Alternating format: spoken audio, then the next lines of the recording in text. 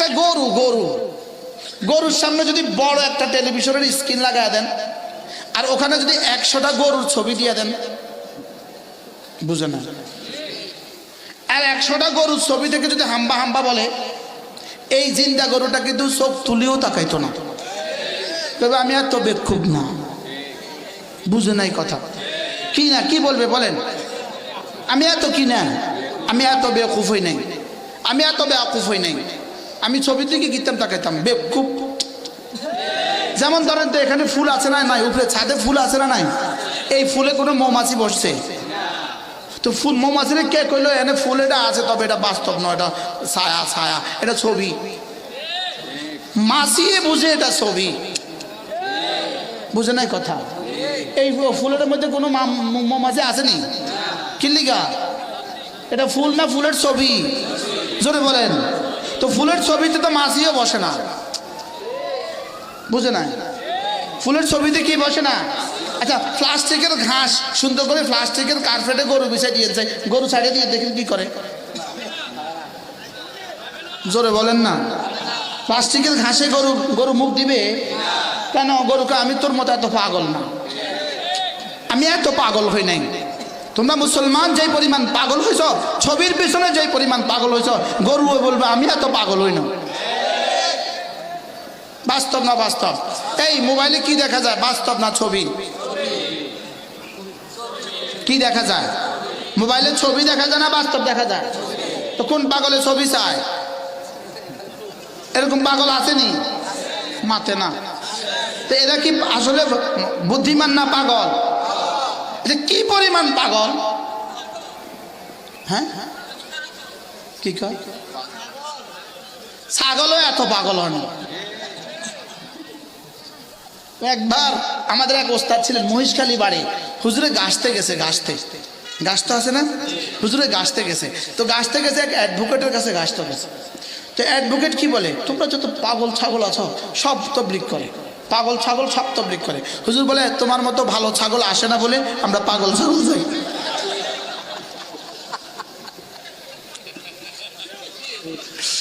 কি বলছে বলেন?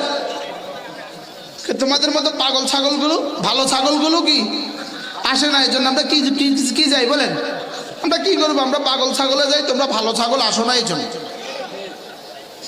ছাগলও আরো ভালো আছে, যারা 24 ঘন্টা মোবাইলে ডুবে থাকে, ছাগল আরো ভালো আছে। কি?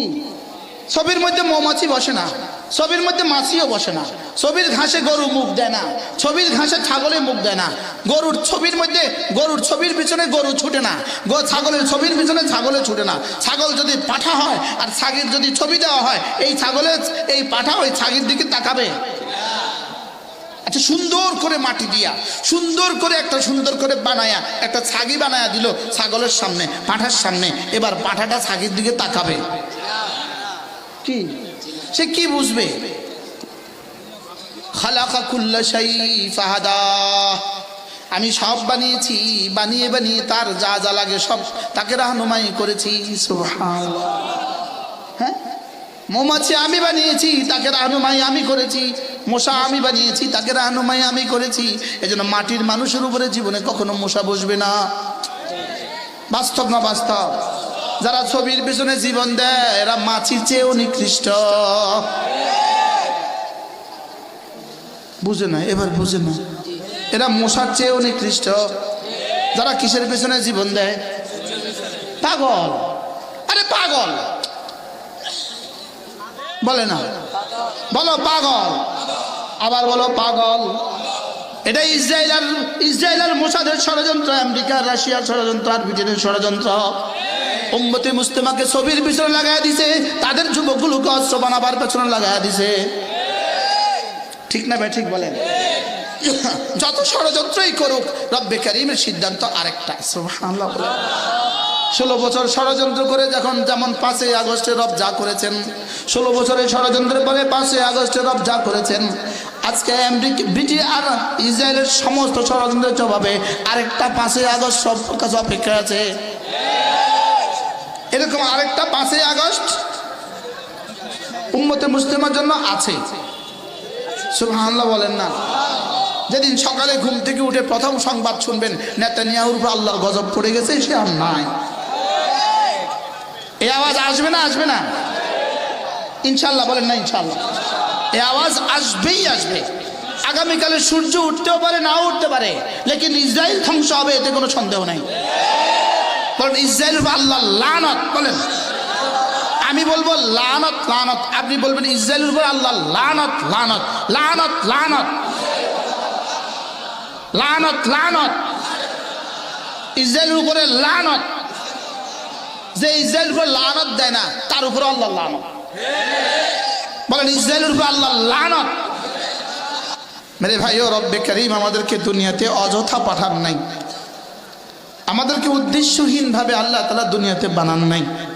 বলেন কি বলছি বলেন, মুখস্থ করেন। উদ্দেশ্যহীন ভাবে কি? আমাদেরকে উদ্দেশ্যহীন ভাবে বানান নাই।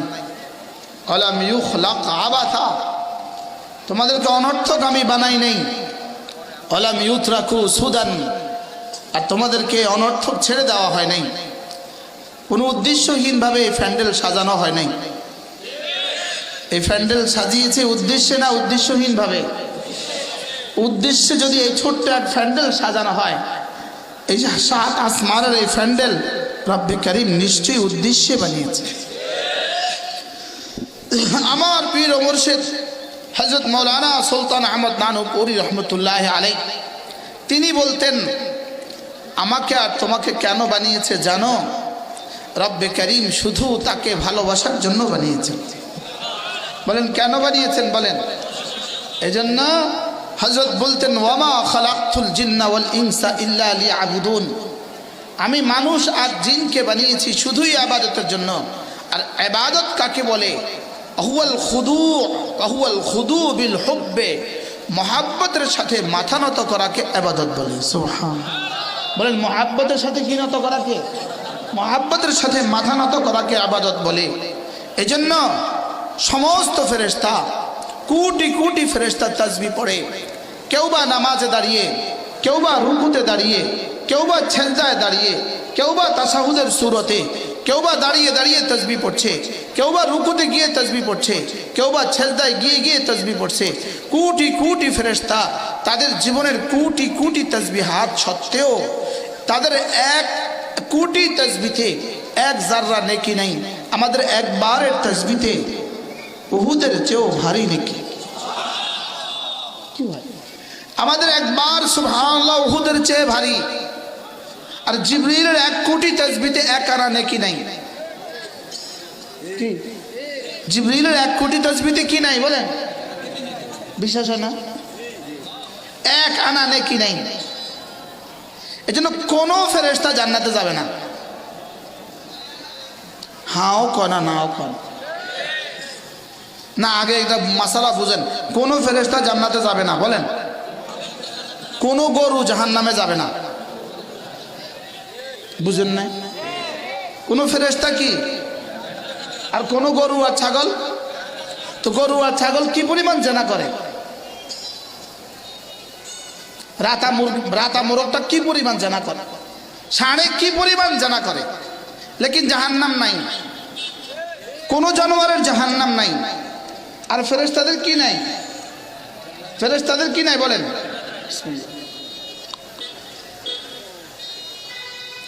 ফেরেশতাদের জান্নাত নাই কেন? আর গরু আর ছাগলের জাহান্নাম নাই কেন?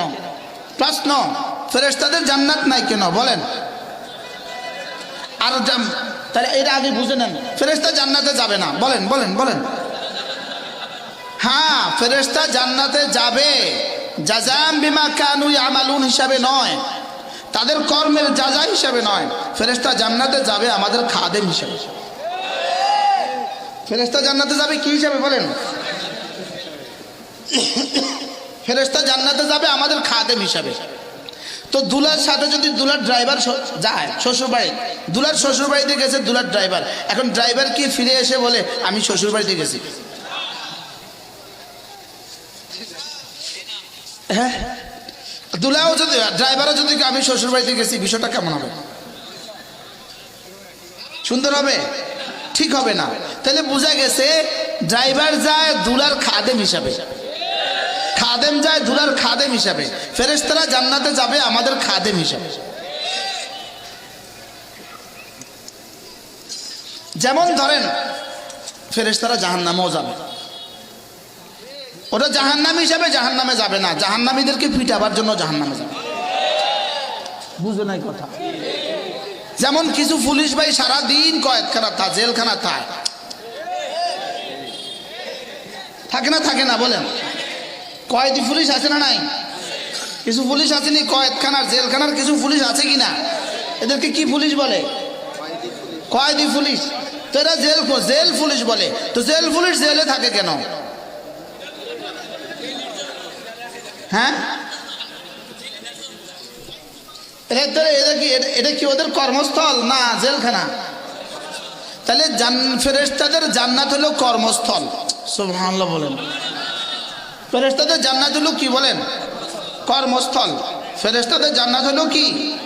কর্মস্থল।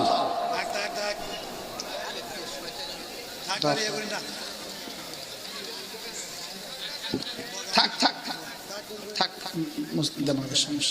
থাক রাখেন, আপনি যান, থাক। বলেন ফেরেশতারা জান্নাতে যাবে, ভুলি গেছি কি হিসাবে যাবে? জাহান্নামে যাবে। কোন হিসাবে? আসামি হিসাবে জাহান্নামে যাবে। কি হিসাবে যাবে? কর্মস্থল হিসাবে জাহান্নামে যাবে। আর জান্নাতে যাবে কেন বলেন? সুবহানাল্লাহ বলে। কি হয়? কোন জানোয়ার এত গুনাহ সত্ত্বেও কোন জানোয়ার জাহান্নামে যাবে না, আর এত তাসবিহাত সত্ত্বেও কোনো ফেরেশতা জান্নাতে যাবে না। লেকিন আমরা মাত্র 60-70 বছর এক সেজদা খায়রুম মিনাদ দুনিয়া ওয়া মা ফিহা, দুনিয়ার চেয়েও দামি। কি হয়? আমাদের এক সেজদার মেয়াদ কাল কদ্দুর? আমাদের একটা সেজদার মেয়াদ কদ্দুর? 10 মিনিট। যাইতে তো দেরি হয়, উঠতে তো আর দেরি হয় না। কি বলেন? আমাদের সেজদায় কি হয় বলেন?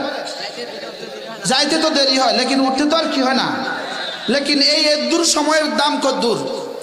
লাসাজদাতুন ওয়াহিদাতুন খায়রুম মিনাদ দুনিয়া ওয়া মা ফিহা। আল্লাহর নবী বলেন তোমাদের একটা সেজদা দুনিয়ার মধ্যে যা আছে তার চেয়েও দামি। একটা সেজদা দুনিয়ার মধ্যে যা আছে তার চেয়ে দামি হবে কেন? উত্তর হলো তোমরা সেজদা করবা মহাব্বতে। সুবহানাল্লাহ। ফেরেশতার সেজদা এত দাম নয় কেন? ফেরেশতা সেজদা করে খিলকাতান, সৃষ্টিগতভাবে, আর আমরা সেজদা করি মহাব্বাতান, ভালোবেসে। সুবহানাল্লাহ। আল্লাহ তাআলার কাছে মূলত আমার 1 কোটি সেজদার 2 আনার দাম নাই। রবের কাছে মূলত দাম হলো তুই আমাকে ভালোবাসিস, এটাই আমার। সুবহানাল্লাহ বলেন। এজন্য ওয়ামা খালাকতুল জিন্না ওয়াল ইনসা ইল্লা লিয়াবুদুন। আল্লামা সুলতান আহমদ নানুপুরি রহমাতুল্লাহ আলাইহি তিনি বলতেন আই ইল্লা লিয়াশিকুন, তুমি আমাকে ভালোবাসার জন্যই আমি তোমাকে বানিয়েছি। আল্লাহ একটা মাখলুক বানিয়েছেন, শুধু একটা মাখলুককে রব্বে কারীম ভালোবাসার যোগ্যতা দিয়েছেন, শুধু মানুষকে ভালোবাসার যোগ্যতা দিয়েছেন। আর শুধু একদলকেই আল্লাহ তাআলা তাকে ভালোবাসার যোগ্যতা দিয়েছেন যাদের কলিজায় রব্বে কারীম ঈমান দিয়েছেন। ওয়াল্লাযীনা আমানু আশাদ্দু হুব্বান লিল্লাহ। যারা না ঈমানওয়ালা এরা কারা জানো? আশাদ্দু হুব্বান লিল্লাহ, এদের কলিজায় না আমার ভালোবাসা সবচেয়ে বেশি। এজন্য যদি পৃথিবীর সব মানুষ যদি মুআযাল্লাহ, পৃথিবীর কোনো মানুষ যদি, সবগুলো মানুষ যদি আল্লাহকে ছেড়ে দেয়, আল্লাহ তাআলা বলেন আমি আরেক দল বানাবো। সায়াতিল্লাহু বিকওমিন, আমি আরেক দল বানাবো। আল্লাযীনা ইউহিব্বুহুম ওয়া ইউহিব্বুনানি, যারা আমাকে ভালোবাসবে আমি যাদেরকে ভালোবাসবো। সুবহানাল্লাহ। কি হয়? আমরা আরো সামনে আসি। কি বলছি বলেন? এখন হ্যাঁ, আমি তোমাদেরকে আমি তাদেরকে ভালোবাসবো, তারা আমাকে ভালোবাসবে। সুবহানাল্লাহ।